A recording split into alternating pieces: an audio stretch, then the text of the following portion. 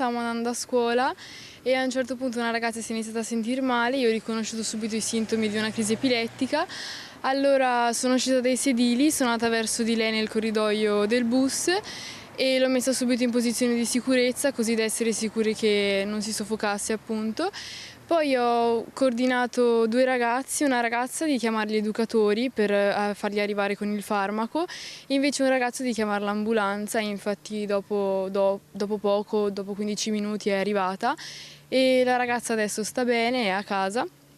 L'importante appunto era quello e mi hanno ringraziato anche i medici di Asiago perché hanno detto che sono stata brava a metterla in sicurezza, infatti non ha riportato nessun trauma e sta bene. Sangue freddo e concentrazione, è così che la 17enne Matilde Armelau, studentessa al Rigonistern di Asiago e figlia del sindaco di Chioggia Mauro Armelau, è riuscita a soccorrere una compagna mentre si trovavano sullo scuolabus per raggiungere l'istituto superiore. Una prontezza di riflessi che le ha permesso davvero di fare la differenza.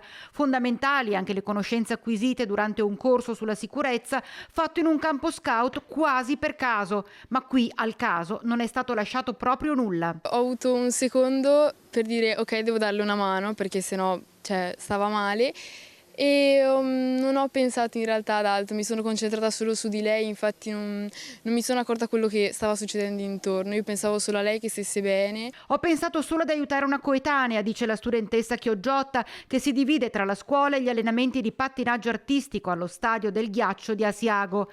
Ma il suo gesto non è passato inosservato, tanto che anche il presidente del Veneto, Alberto Stefani, si è complimentato con lei attraverso un comunicato. Questa è una storia a lieto fine che riempie di orgoglio tutta la nostra comunità, scrive il governatore. Matilde rappresenta un esempio positivo per tutti i suoi coetanei, dimostra quanto sia importante la capacità di trasformare ciò che si apprende in un aiuto concreto nei momenti di difficoltà. È palpabile la soddisfazione di Matilde. Sono contenta che gli sia arrivata voce così, da sapere che ci sono anche dei ragazzi bravi che fanno delle buone azioni.